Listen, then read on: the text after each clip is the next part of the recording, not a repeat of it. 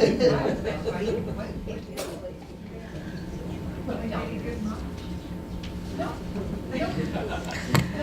afternoon, ladies and gentlemen. We can begin, and welcome to the guests in our, there you are, hello. Hi, nice to have you here, and we will begin with any added items from council or administration. None, Madam Chair. Okay. Move on, and we will have an adoption of the agenda, please. Councillor Durier.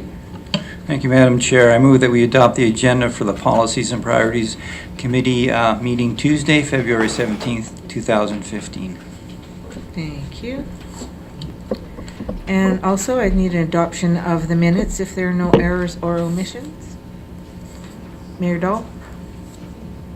Oh, We didn't vote. we could do Point of that. order. I Yeah. apologize. All in favor? Thank you.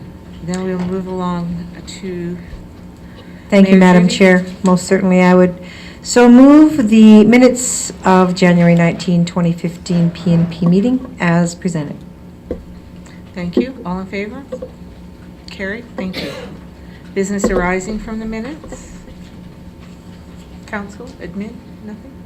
Seeing none, we'll move on. And our first delegation is Olds and District Hospice Society, 6A, pages 7 through 22. Who will be introducing? Yes, Marion Caswell is here with the Hospice Society, and I invite you up to the podium to speak.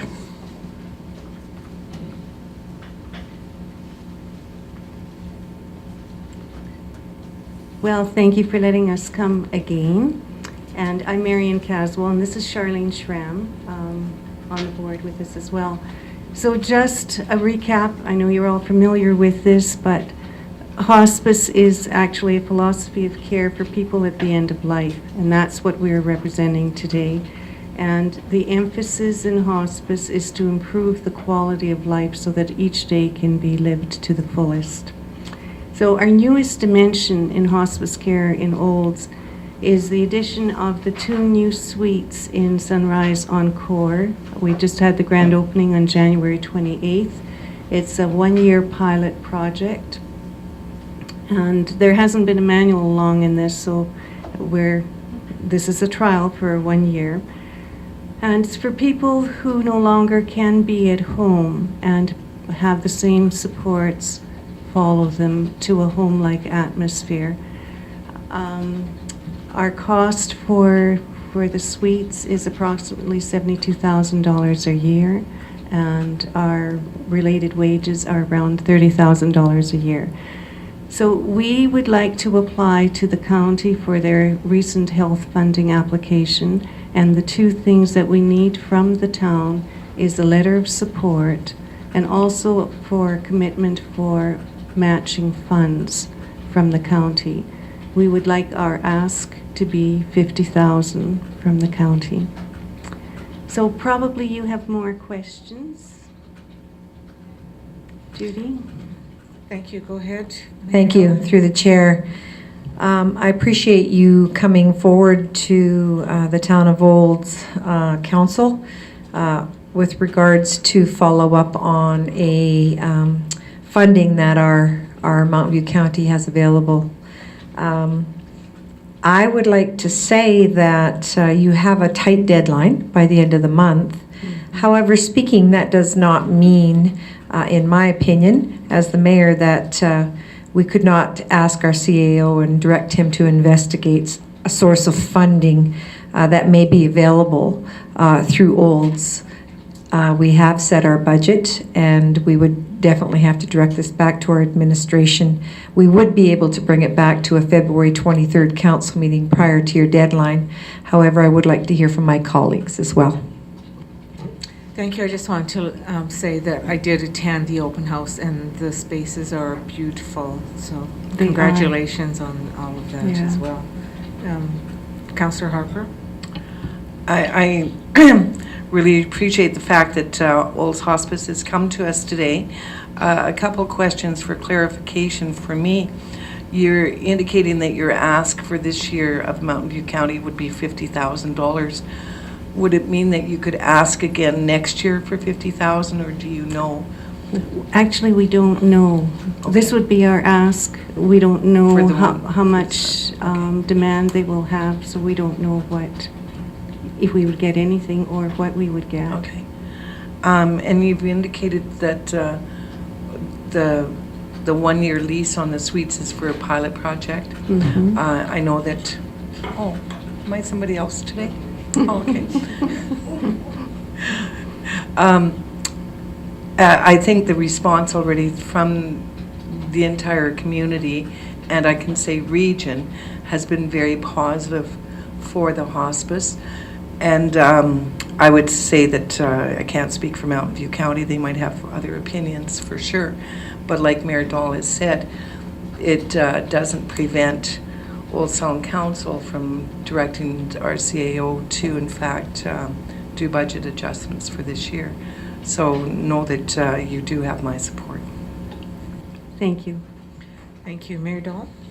Thank you. I respect my colleague in what she has just noted. However, I did not indicate that we would have to necessarily go back to spring budget adjustments. We may have a way to find funds available in our budget, our current budget source. We don't know that, but I would certainly make this motion to look at. And I have to say that following hospice and the work that they're the financial work that's being done, very much due diligent, and I have a strong feeling that the future, yes, this is a pilot project year for you and for the community as well, and the region and the people that you provide your service for. I believe that, I do strongly believe that the future would perhaps engage some endowment funds to help stabilize the budget, and if this is what we could do to help for the first year, I would encourage our council to look at doing that. But again, we'll leave it up to our administration, and I'd be happy to put a motion and let my council make a decision from there to accept your information today and direct our CAO to investigate source of funding availability and bring back to the February 23rd council meeting in order for us to report back to the Hospice Society before your deadline. Thank you. And that's my motion, and I open the floor to any other comments. Thank you for the motion. Councillor Overwater, haven't seen you for a while, I have to think. Thank you, Councillor Bennett. Yes, I'm a volunteer for the hospice, and it is an amazing program. So I really hope that we will be able to help out with this. Thank you. Councillor Durier? Thank you, Madam Chair. I too appreciate,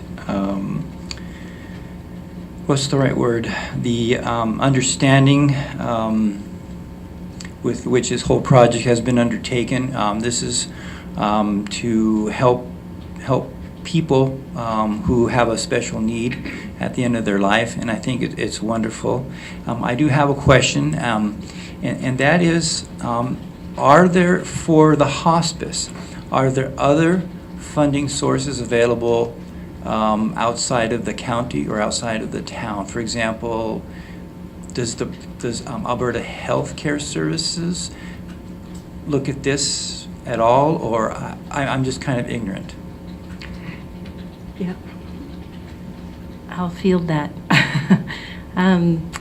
We do receive funding through, we have a very diligent grant sourcer here, and we do receive some funding for operations of education awareness, some of the other mandates within our society through FCSS consistently, which we're really grateful for, through New to You, which we've been really grateful for, and specifically through a community initiatives grant, which was a 3-year, or was a grant that covered the salary for our only employee, which is a part-time service coordinator.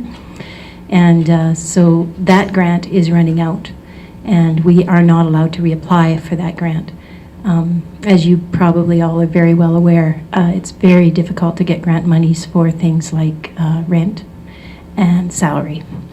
And we have very generous people in the community helping us furnish the suites and a lot of that operational stuff. But salary and rent scare us just a little bit. And Alberta Health Services has a very large dining room with many plates on it. And there isn't really a spot where they would grant us money.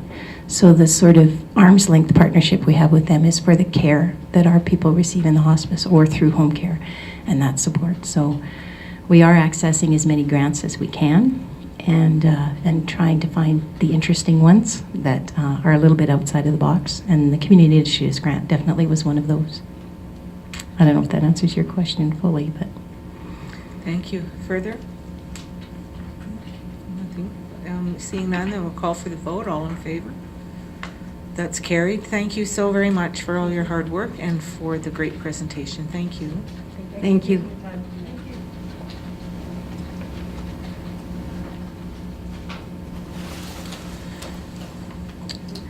All right, next on the agenda will be 6B, the Municipal Government Act update, pages 23 through 70. And Mr. McInnes?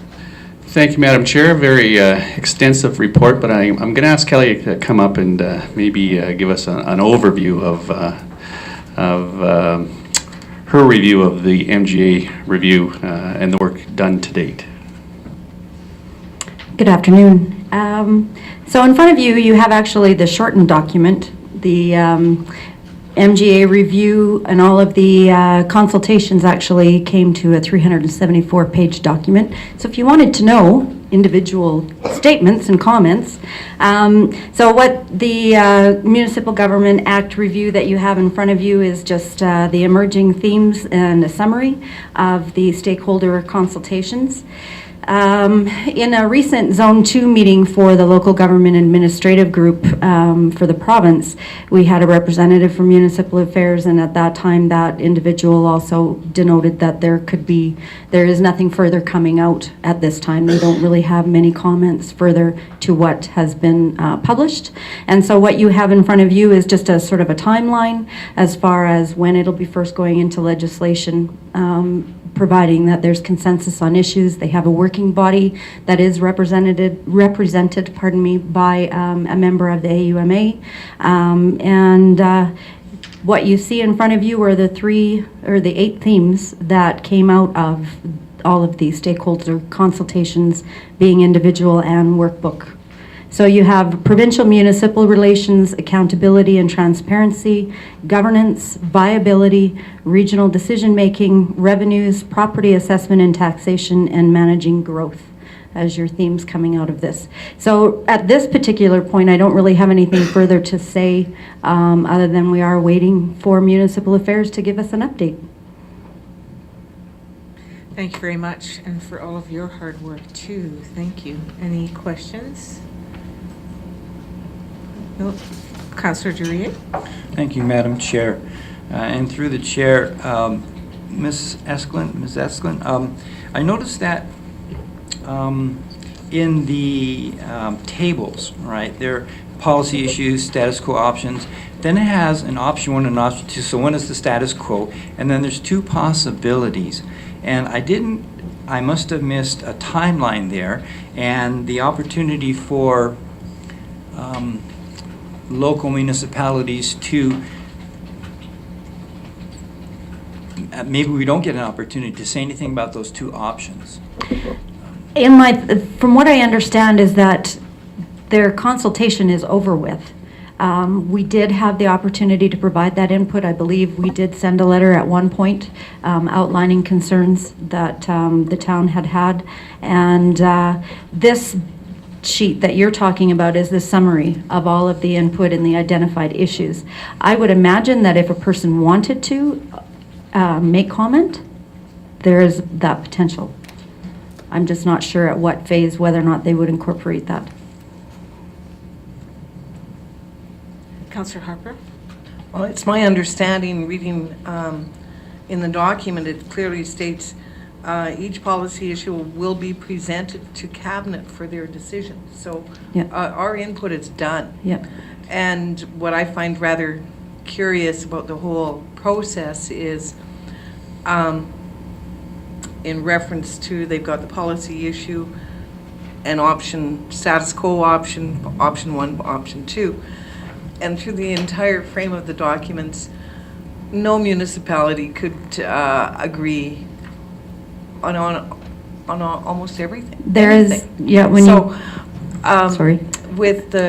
in light of possibly a provincial election coming down the road to us, do you believe, or have you had any indication, Ms. Eskelin, whether or not Cabinet will be looking at the policy issues and the options in the next couple months? Again, what We we don't get know. from municipal affairs is that things are sort of in the air at the moment. Right. So a lot of work, and it's going to be put on the table somewhere. Thank you. Further? Thank you very much. Thank you. Appreciate that. Next, we'll move on to 6C, Land Use Bylaws 01-23, driveway widths, pages 71 through 75. Thank you, Madam Chair. So this is some ongoing research that we've been doing. We did get some provision to make management of the land use bylaw a little bit easier a few months back, giving our development officers 15% leeway to deal with the changing dynamics within the development community in our community. But Scott's put together this report, and I'm going to hand it off to him to walk you through. Hey, thanks through the chair. I'm not going to take all the credit because I have good staff below me that's done a lot of work. So this was a document that Carrie Idlin was working on before she accepted a full-time position elsewhere. So Carrie Kellerman took over the role here, and she'll be able to fill you in of what we've going on there with bringing this document back. So we got a bit of a cookie cutter process when we go through these, so we don't end up land use at the MBC all the time. So Carrie. We pretty much said it all. What do I need to say? Thank you. Good afternoon. Okay, yes, I am here to talk about driveway widths with regards to, as outlined in the land use bylaw. Due to recent development permit applications and all kinds of inquiries, we've been examining the topic of driveway widths over the last year, as CAO McInnes mentioned. And specifically with regards to residential uses, we're getting more and more applications that do not meet the current land use bylaw regulations, and we thought we'd bring this to council for discussion or for your attention, because it's becoming more and more of an issue for us. At present, the land use bylaw limits the maximum driveway width to 10 meters, or 32 feet. And now, as a result of the land use bylaw amendment that was done last November, the development officers do have a variance powers of up to 15% to grant an applicant if it merits so. But we would like to actually bring forward a proposal to amend the land use bylaw further to address land use, or to address driveway widths with a little bit more specificity and clarity, so that we can, for lack of a better word, nail down exactly what the guidelines are. So to get to this point, we've actually accumulated quite a bit of information and done a lot of research, and to come to this lovely report.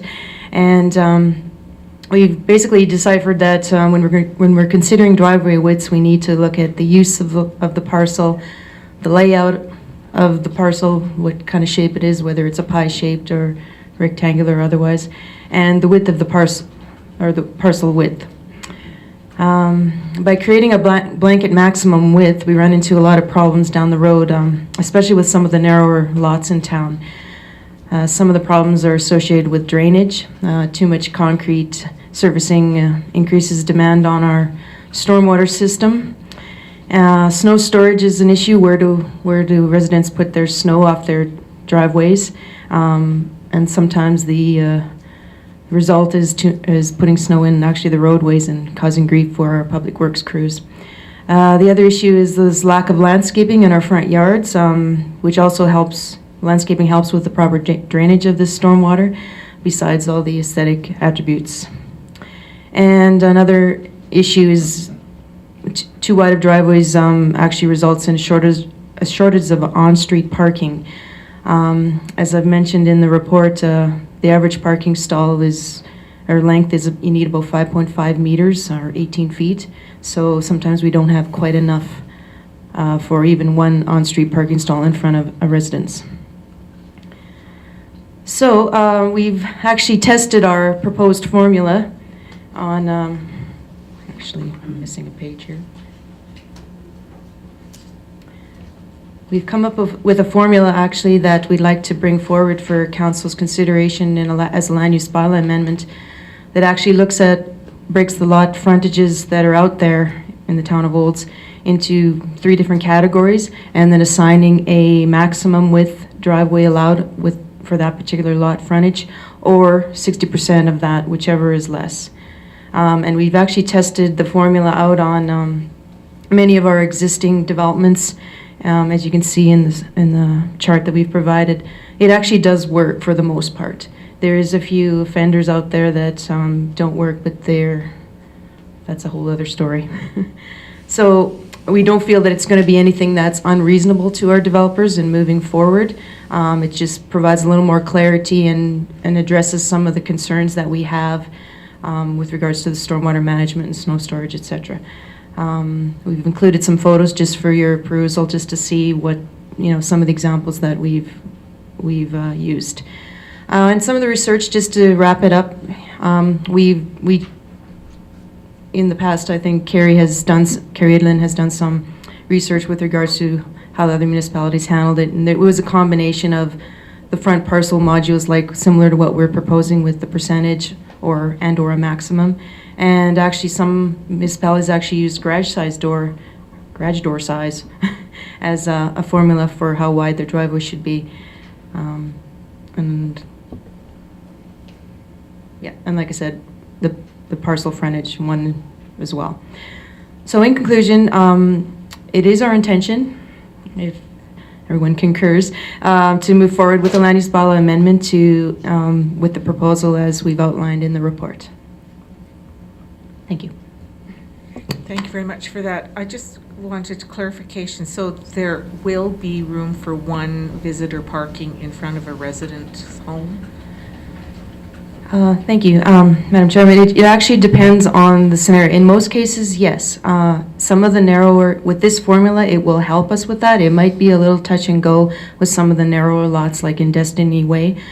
But because we require 2 off-street parking stalls for every residence, that will be the priority. So instead of, let's just say we don't have quite 5.5 meters in front of the lot, like in front of the landscaped area, the priority will be getting them off the street onto their own driveways to park for those 2 parking stalls.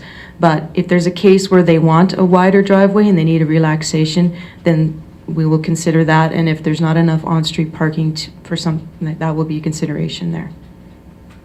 Thank you. Councillor Harper? I do not envy the planning department with this task. I really don't. We as a whole have created a lot of this problem by going to narrow lots, narrow roads, and now we're in a situation where we do not have parking for citizens in front of their houses, and we have water and drainage issues. So I do not envy your job. You're trying to create a solution for a problem, and I think you're finding that solution here. But I'm also wondering if that 15% variance would still stay in place, because if it did, a lot that's over 59 feet could have up to another, instead of a 10-meter driveway, or you could have 11 now. So it could add another 15% onto that. So we're still creating more of a concrete jungle. So I'm hoping that we could look at reducing that variance again. And the other part that I do like is that perhaps we should put as part of the formula in reference to the on-street parking. And like I said, I don't envy your job, and you're making the best of a bad situation. I really do believe that. Mr. McInnes? Thank you. I would like to respond to Councillor Harper's question, and I think the bigger question is, where do you want these variances dealt with? Because we can't say no variances, because variances, if they're not the responsibility of the development officer, they become the responsibility of MPC. So the question is, I think that council needs to wrestle with, where do we want these variances dealt with? And I think that there's probably pros and cons for both scenarios, but maybe a little bit easier to manage it if it was an administrative task as opposed to an MPC task. Councillor Harper?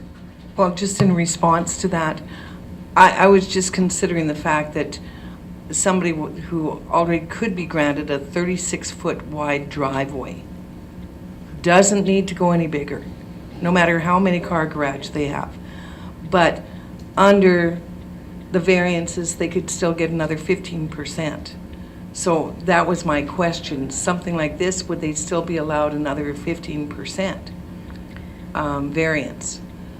But I firmly believe somebody that already has 36-foot entrance from the street onto their property already has a lot of room.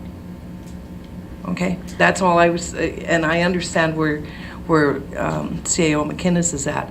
I'm not saying about not doing variances and not giving the development officer and planning department the ability, but I'm already saying that at 36 feet, that I think that's more than sufficient for any driveway.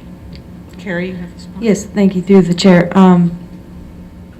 It is still at the discretion of the development officer, the 15%, and by all means, that variance power could be reduced. When we do this land use bylaw amendment, we could include that one as well. And or it would go to MPC, as CAO McInnes mentioned, and it would be at the discretion of MPC. So. Thank you. Councillor Overwater? Thank you, Councillor Bennett. I would have to concur with Councillor Harper there. If you already have a 36-foot wide driveway, and if we give them another 15% variance, then all of a sudden we come back to having concrete pad to concrete pad to concrete pad, whereas there's not going to be any room for the grass in between the houses for them to pile the snow, because when they tend to have those concrete pads, they don't put it on their side of their pads, driveway pads. They tend to shovel it out on the driveway, out on the road. So that is a problem. Yes, Thank you. Carrie? That's just for the 18-meter, the 59-foot wide lots, that they would only get the 11-meter driveways. The formula, like, it would depend on the width of the lot, so there's only very few lots in town that would actually accommodate that, the Harrison Green ones, the bigger ones there. Councillor Drury? Thank you. She kind of she kind of answered my question, but I just wanted to know, and I think you pointed this out almost immediately. We don't have a lot of 3-car garage houses or 4-car garage houses in Olds at this point, and I don't think that we intend on approving much more than that. I mean, I guess if somebody bought 2 huge lots, maybe that would be different. I don't know, but I'm just wondering about the occurrence of these 3-car garages where you will need that 36 feet. And my own opinion is I just haven't seen all that many. Were you considering aprons in part of this to alleviate the total width, where it would just be angled, so there still would be room for lawn, perhaps? Yes. We've actually recommended that a lot of time and had a lot of pushback with that. For some reason, it's really hard to curve the apron to the garage, and I don't know. But that's the way we've actually worked with some of the developers to meet the 10-meter driveway width at this time that didn't. they wanted the 11, but they couldn't get it, so we had to curve it. And just having backtracked to Councillor Durier's question, it's mostly in the Highlands, I believe, that we have the wider lots that this affects, and these are where these applications are coming from. Councillor Walsh? Yeah, generally I like the way this bylaw is going, but there's a few things in there that I have to raise. Like where each dwelling have a minimum of 2 off-street parking stalls. I suspect that was happening when we had 50 plus lots. When we're going to the smaller lots, I don't know if that's practical. I probably would like to see that changed, maybe 1. I think on-street parking is important. Basically what we're allowing to happen is people who can widen their driveways, they're basically capturing common parking spots that are public, and they're privatizing them onto their own property in a way. So I don't support expanding driveways any more than we have to. And people who aren't willing to make a little turn to go into their garage, they want the full out. I think you kind of mentioned this as driveways or RV storage, where you say the definition of a driveway is a little bit different from a parking pad, but everybody is building a parking pad. So that's basically what's happening out there, and how do we address that? I'm not sure. But I think on-street parking has to be maintained, and if we need to reduce the amount of on-lot parking stalls because of narrower lots, I'd support that. And the other thing I want to raise is the storm sewer system. When we talk about storm sewer systems, when you look at best management practices on stormwater, they talk about the first flush, the major runoff of a major storm system that washes everything into our watershed, and it washes heavy metals, organic, inorganic chemicals that are not good for a watershed. So that's basically the runoff issues that most municipalities talk about. And for us, best management practices, 10% should come off a residential lot. And for the most part, when you look around town, if people aren't putting their drain spouts on driveways and that's pretty close. But you look in some areas of town where they have these broad aprons and parking lots, their downspouts come down to that concrete, which means most of their housing surfaces are being washed out into our stormwater system.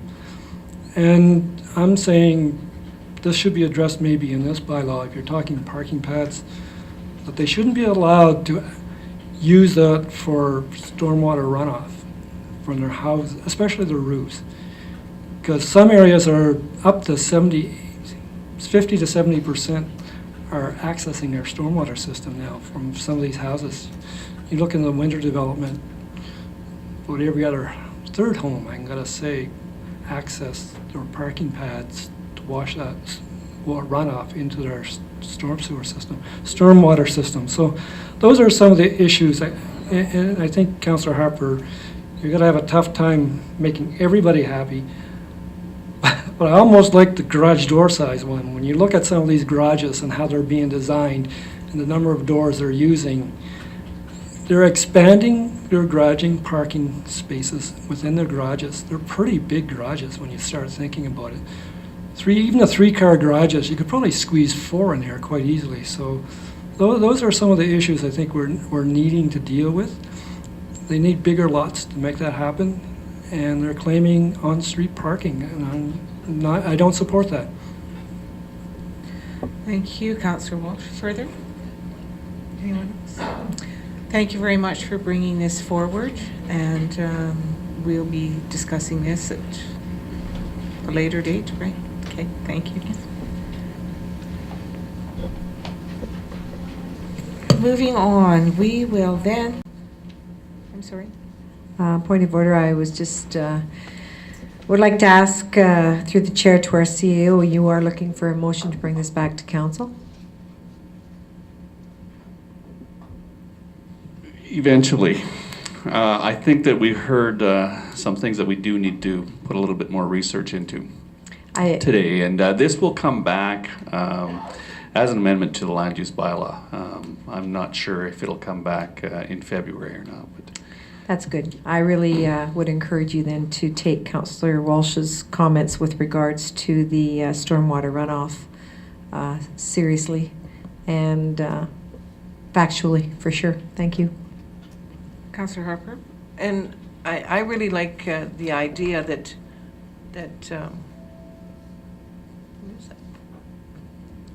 that a driveway size and the apron size of a garage are different. And people can learn how to drive and make angles and back out of a driveway. And they don't need 36 feet to back out onto the street. They only need 12 feet, 6 feet wide. Thank you. Mayor Dole?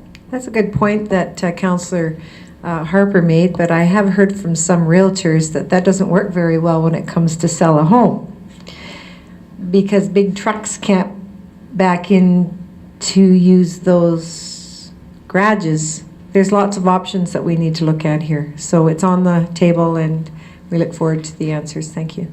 Yeah, I think that most of these things are relative, right? It's relative to the size of the lot, and that was really what the report was trying to get across today, is that we're sort of fixated on the 59 feet lots, but the same issues are, as you can see on the picture that's in front of us on the monitor right now in Destiny. It's it's the smallest driveway that we have, but the same issues are there with on-street parking and stormwater runoff. So one of the things we do have to be cognizant of as well is the community standards bylaw work that we're doing, and we did get a report back from our legal, I believe it was 14 pages.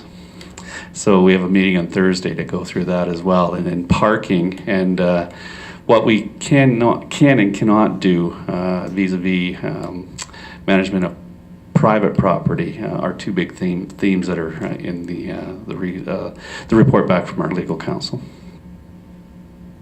Thank you. I just wanted to also note that we have learned, I hope we have learned lessons from some of the subdivisions that have been built in Olds, and that we learn from them. No matter if they only have the one-car garage or one space to park a car, most families nowadays have at least 2 vehicles, and I don't think we can forget that we should try and have a balance of alley lots and front drive to try and alleviate some of the pressures on waste pickup or whatever, piling of snow. So just another thought. Thank you. So no motion today then? No, just if you can accept it for information, and we'll continue to work this particular issue. So moved, Councillor Dury. Thank you. All in favor? Thank you. Carried. Pages 76 through 87, 6D, Community Peace Officer and Bylaw Enforcement Officer Bylaws. Who will speak to this?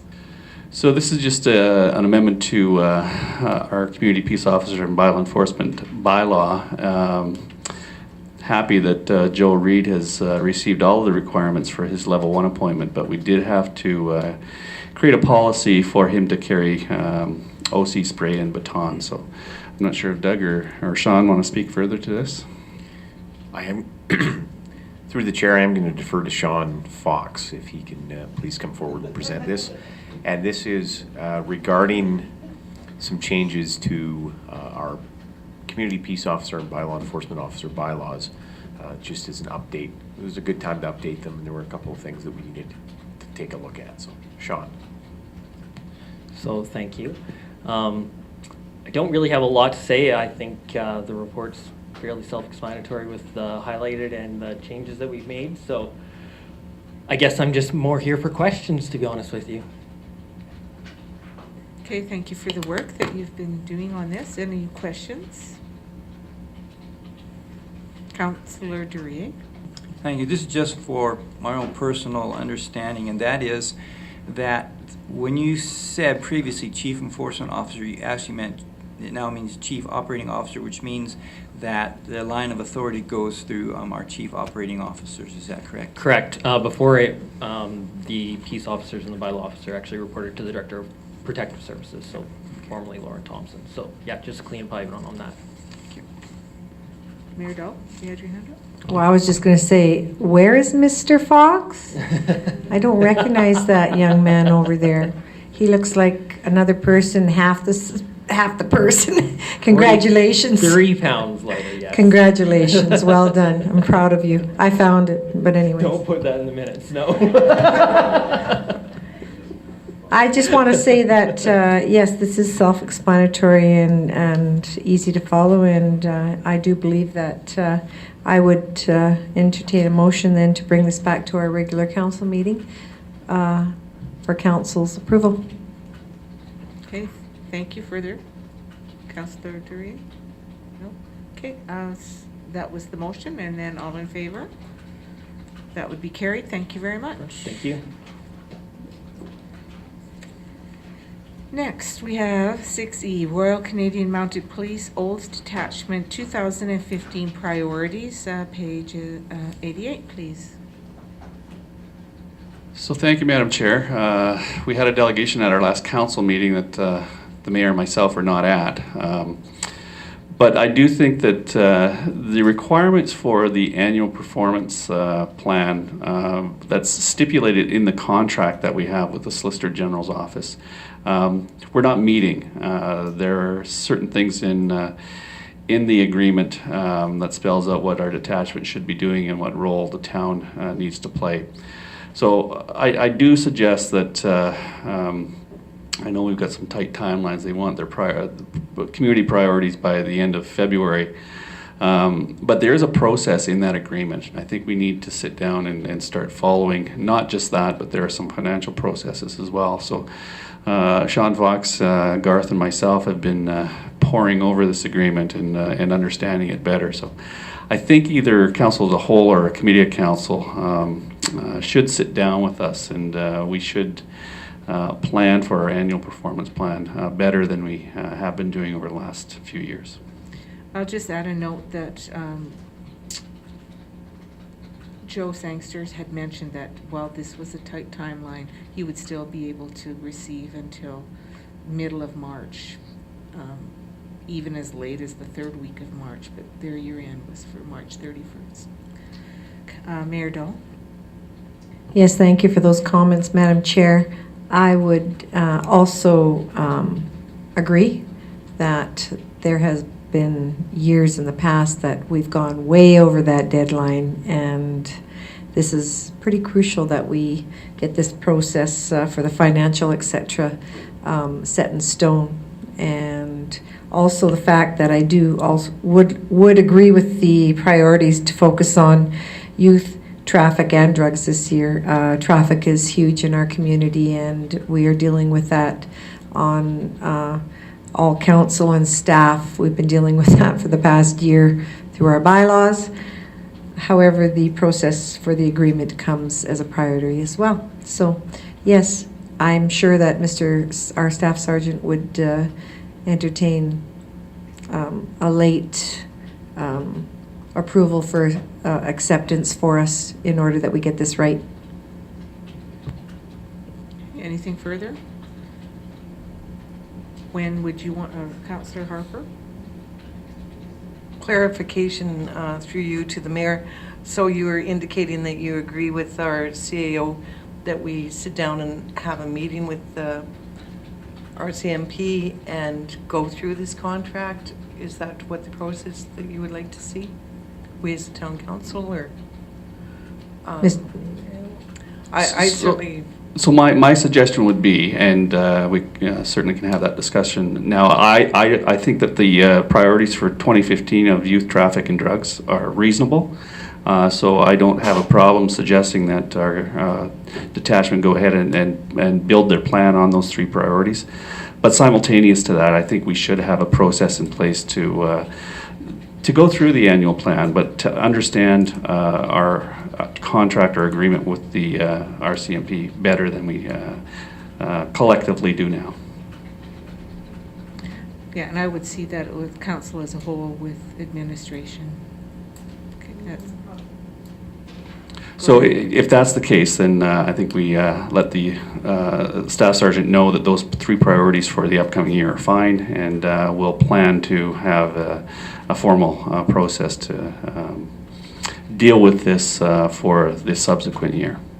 So we'll include all of council and our administration and whoever from the detachment that the staff sergeant thinks should be involved. Okay, that sounds good. So a motion to. I would suggest let's bring a formal request for decision back to the next council meeting, approving those 3 priorities and suggesting that we enter this new process. I would entertain that motion, Madam Chair, that we direct our CAO to bring a formal motion back with regards to the 2015 RCMP priorities and process to involve council in the RCMP agreement. Would that be fine? Yeah, because the agreement has many details and that we need to be apprised for, so that's good. Thank you. Any comment or questions? Councillor Overwater? Thank you, Councillor Bennett. To Mr. McGuinness, would this be an opportunity to bring forth the collision centers to discuss with the RCMP? Yes, and I know that Corporal Sean Morgan is looking into that. So our local detachment is actually supportive of the collision centers, and I do believe that Red Deer is setting one up now, and the investigation that's going on is it practical to have us serviced at a Red Deer, or do we need to have a center that's closer? So that's being looked at right now. One other thing, if I might, there's also a group that takes memberships from communities that have oversight bodies like our advisory committee that I think that we should probably get involved with as well. There was a presentation at the last Health and Safe Communities AUMA committee meeting, and it was really pretty powerful. Councillor Harper? Just to report back to Councillor Overwater, as a result of the meeting when RCMP were at council, I did ask about your favorite subject. They did indicate that approximately, it was way over 50% of the accidents could have been handled through the collision reporting center. So it sure sounded like they were really in favor of it. Further? Yeah, so just supplemental to that. I would hope that we would be able to have one of those collision centers here versus, piggybacking off the Red Deer center. I think there's probably enough for our whole county region to have one here and help service the west and, of course, out to Highway 2. So a response to that is these centers are funded through the insurance agencies, and they are really pushing for regional centers, of course, because of the efficiency. So yeah, can we be a region? Mayor Dahl? Thank you. Question to our CEO then. I would like to entertain some information, seek some information from you with regards to how we could form or sit on that group as per your AUMA advisory discussion. So there are membership requirements, and we fit the membership requirements. So we can just become a member and then be on their mailing list, go to their AGMs, and but they have a lot of good resources on how to manage the contracts, which I think would be helpful for us. And as well, how can our Citizen Advisory Committee provide the oversight that is required under the contract between the Town of Olds and the Solicitor General's office. So lots of great tools on how that oversight should be done as well. Excellent, thank you. Further? Mayor Dahl? And just in closing in that, perhaps when we get to that point, we could host or facilitate with the advisory group, the police advisory group, a session to bring them on board with what those tools are. So I envision us doing three things in the short term. Sitting with our detachment commander, talking about contract administration and management of that contract, looking at the collision centers, and looking at the name of the organization for the oversight is slipping my memory right now, but discussing that as well, and coming to some agreement on those three things, and then providing some resources to the Police Advisory Committee for their role in this as well. Thank you for that. Further? No? Motion on the floor. All in favor? And that's carried. Thank you very much. 6F, Alberta Health Services, Ambulance Code Red, pages 89 through 97. And who will speak to this? So I've got some feedback from our fire chief, but I'll entertain any questions that members of the committee have. Councillor Harper?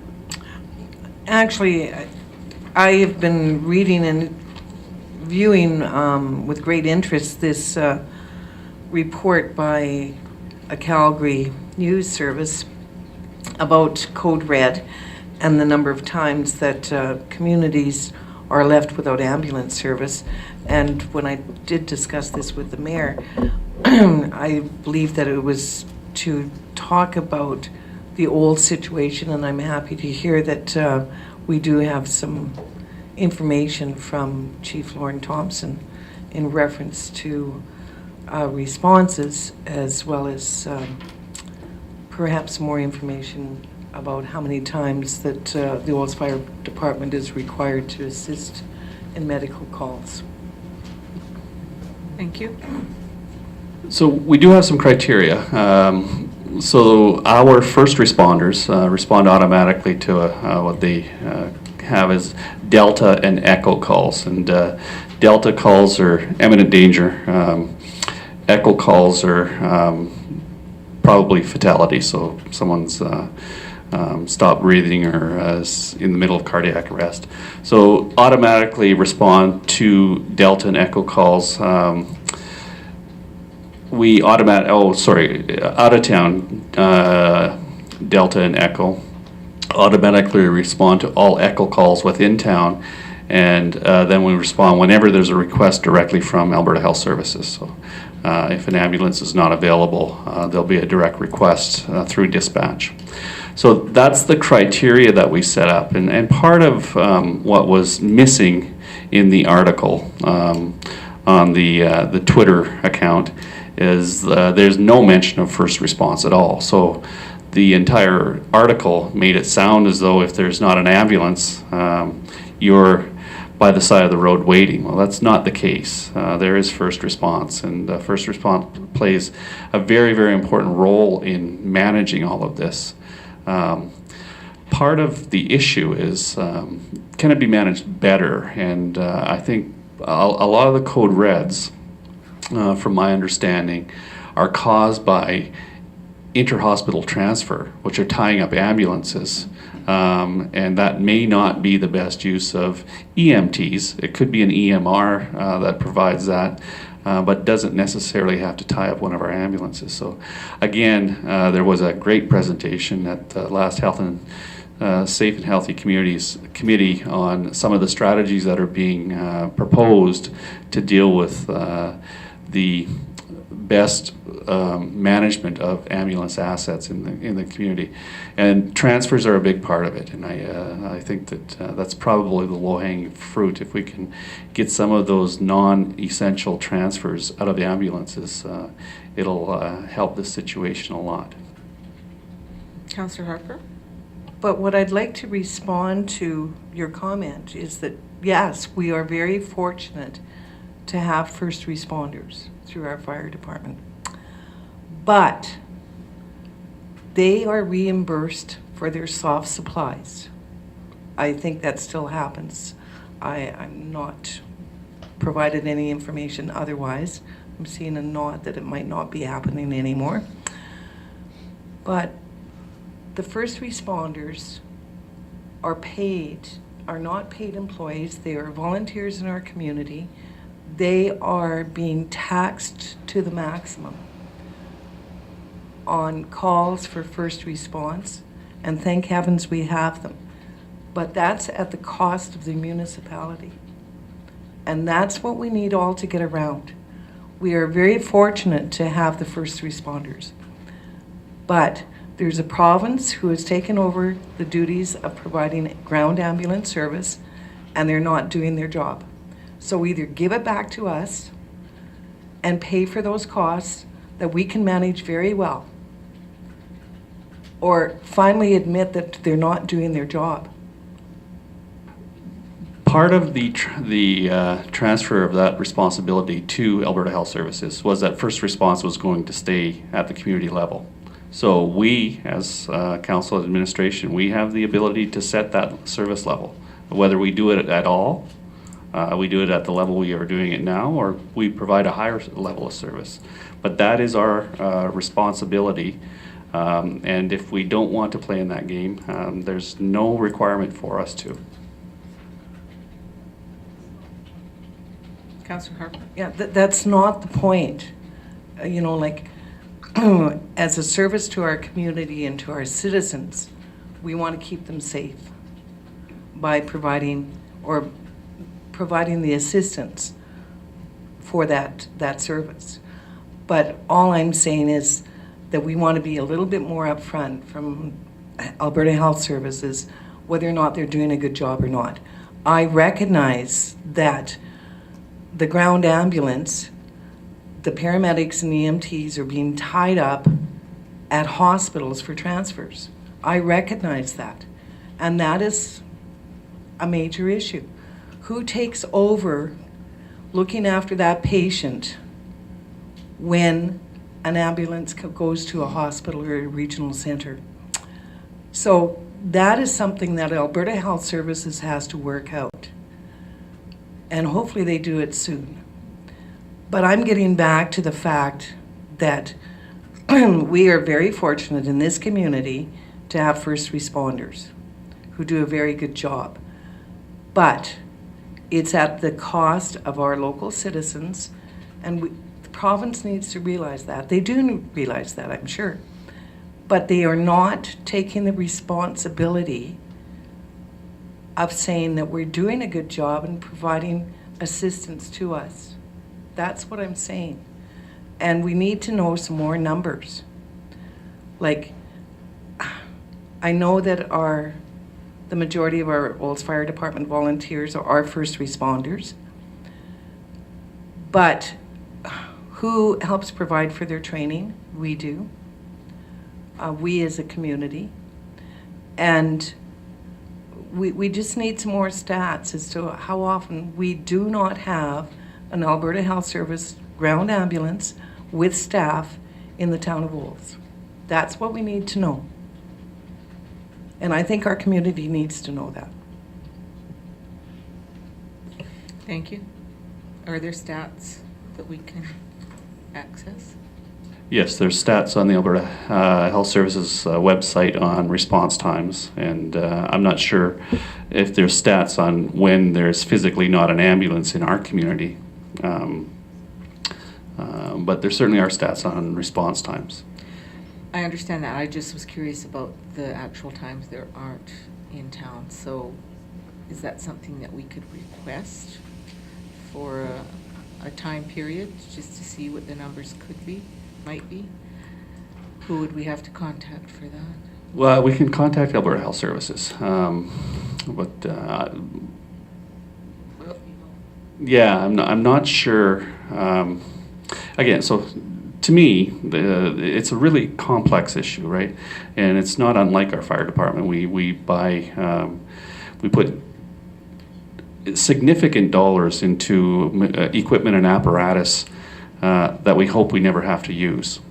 So this transfer thing and deploying ambulances that are actually out on the road or back to their home base, is an exercise in trying to be as efficient as they can with those assets, as opposed to having them just sit and wait till the bell calls. So complex situation, and I'm not sure if having an ambulance sitting and waiting for the bell in every station in every community is the best scenario. But more important than that, I'm not sure if there's stats to report on that.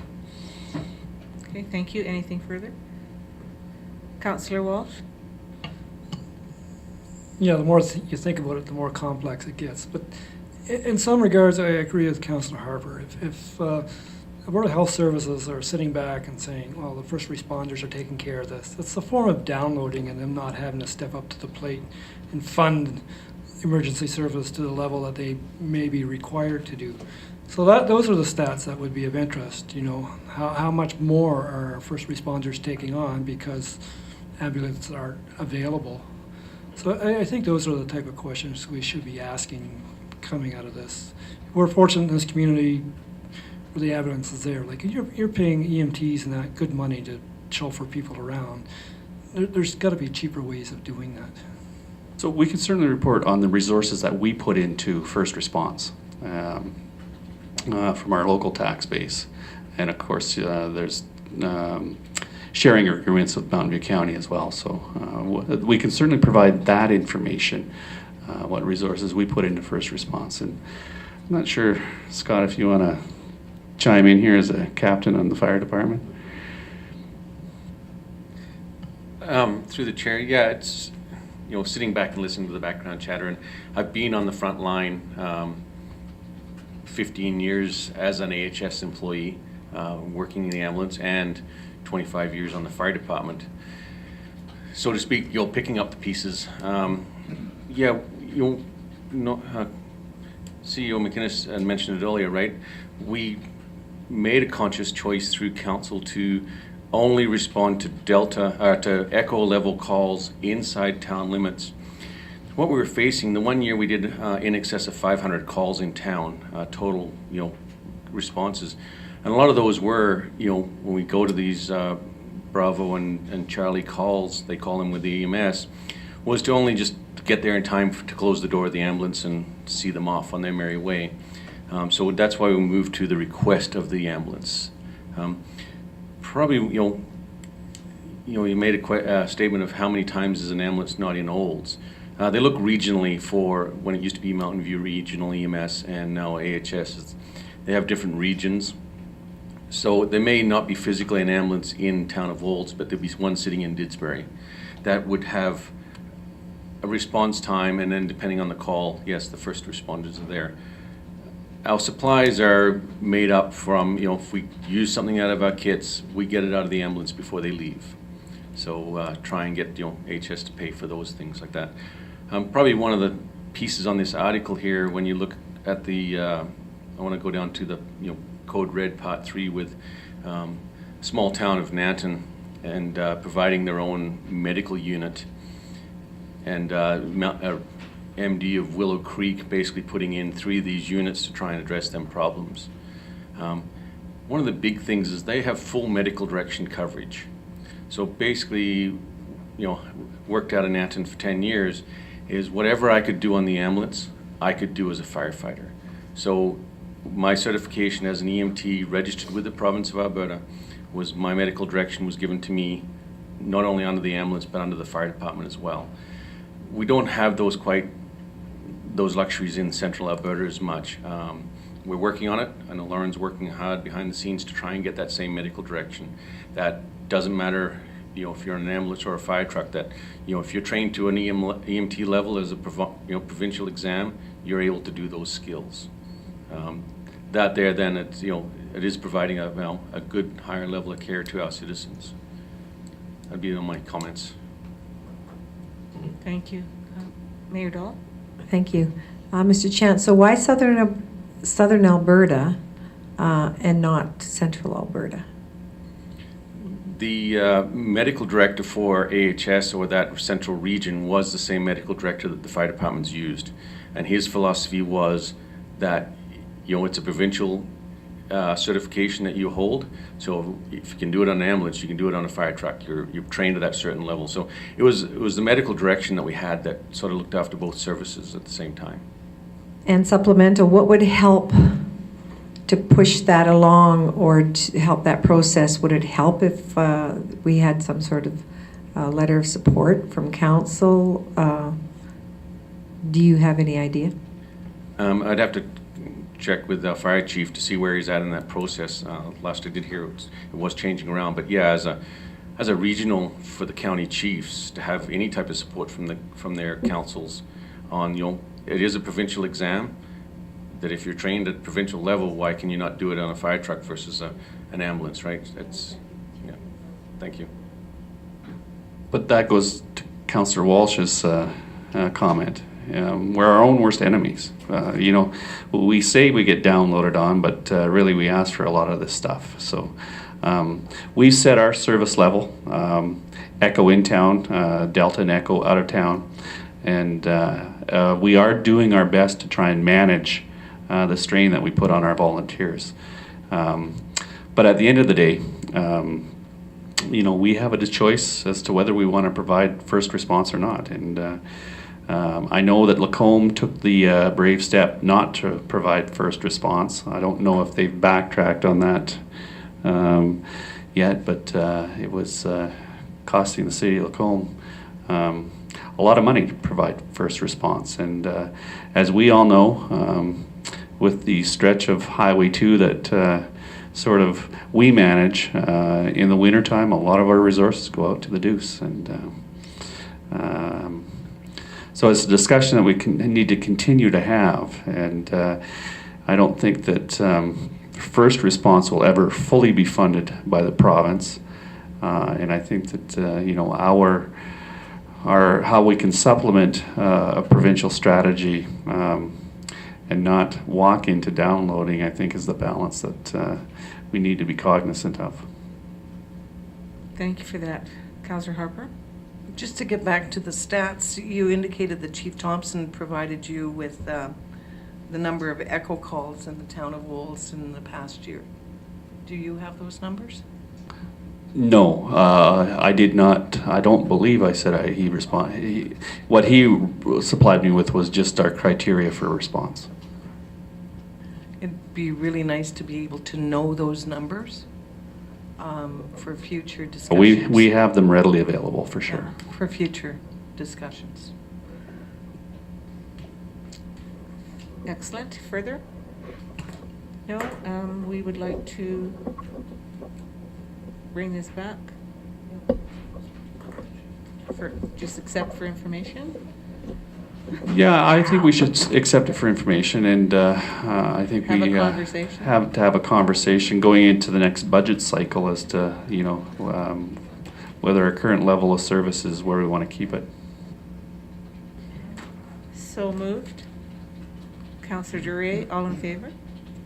That's carried. Thank you very much. We are at the question and answer period. And anything from our gallery? Anything from Joseph? Councillors? Administration? No? Are we going, Councillor or Mayor Daulk? We do have an in-camera session. I would entertain a recess for perhaps 10 minutes so the media could ask questions if you so choose. Thank you. Okay, Besides, 7-minute we need recess. a bio break. 7-minute break. Thank you. Olds Community TV, your go-to channel for news and information in Olds, Alberta.